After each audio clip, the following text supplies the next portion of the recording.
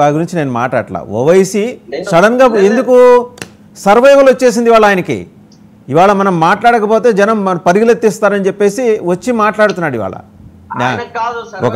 ఒక సామెత ఉంది, అది మీకు తెలుసు. నేనంటే దాంట్లో కొన్ని ఒమిట్ చేసిందాక చెప్పా. త్వరగా శ్రీరామ్ గారు కూడా కాబట్టి పహల్గామ్ దాడులు కానివ్వండి, పుల్వామా దాడులు కానివ్వండి, అమర్నాథ్ దాడులు కానివ్వండి, ఇవన్నీ ఎలక్షన్ల మూవ్మెంట్ లోనే జరుగుతుంటాయి.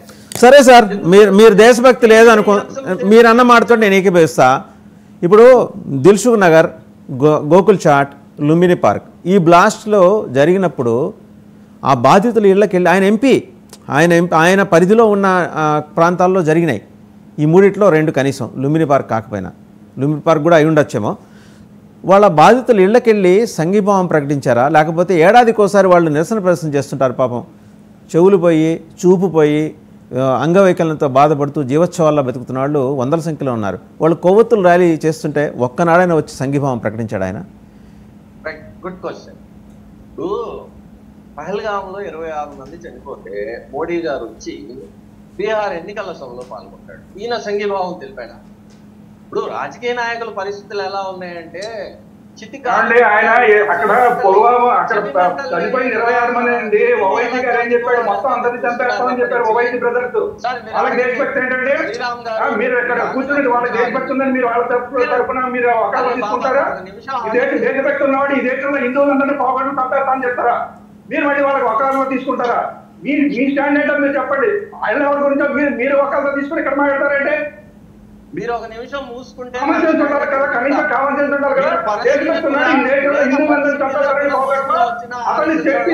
చేశారు. తేడా ఏంటి? ఓవైసీ చెప్పిందనే వాళ్ళు చేశారు.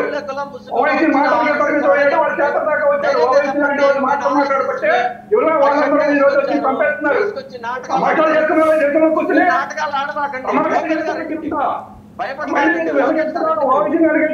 భయపడకుండా ఓపెన్ గా రండి, ఆర్ఎస్ఎస్ అని చెప్పుకోండి, పరిశీలకులు అని చెప్పేసి నాటకాలు మీరు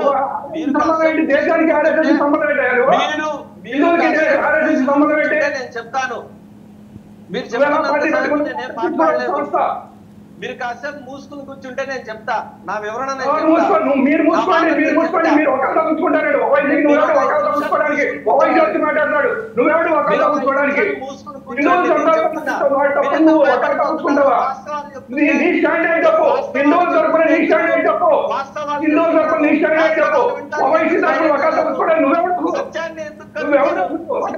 గ్రహించరు. సత్యాన్ని వినటానికి ఎందుకు ఇంత భయపడిపోతారు? నిజాన్ని ఎందుకు తెలుసుకోరు?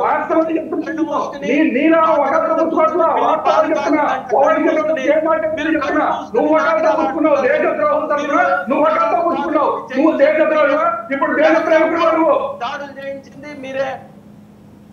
ఇవన్నీ రేపు 5వ తారీఖు స్వామి ప్రజ్ఞానంద మీద ఇది రానుంది. బాంబులు పేర్చింది ఎవరండి? అసితానంద ఎవరండి? మీ వాళ్ళు కాదా? రైట్ బషీర్ గారు, ఓపికగా వినండి. రైట్ బషీర్ గారు, నేను అనేది దేశానికి సంబంధించిన ఏకత వచ్చినప్పుడు పక్కన పెట్టాలనే మాట అంటున్నాం. ఈ ప్రతి దాంట్లో ప్రతి అంశంలో రాజకీయాన్ని తీసుకొచ్చి రాజకీయ ప్రయోజనాలు ఎలా దీన్ని నేను వ్యతిరేకిస్తున్నాను. ఇక్కడ ఓవైసీ చాట్ పాండాకి సంబంధించిన బాధితుల్ని పరామర్శించకపోవడం ఎంత తప్పో, మోడీ కూడా పహల్గామ్ బాధితుల్ని ఖండించేటప్పుడు నిష్పక్షపాతంగా ఇద్దరిని ఖండించాలి. ఒకళ్ళని సవతి తల్లి ప్రేమ బషీర్ గారు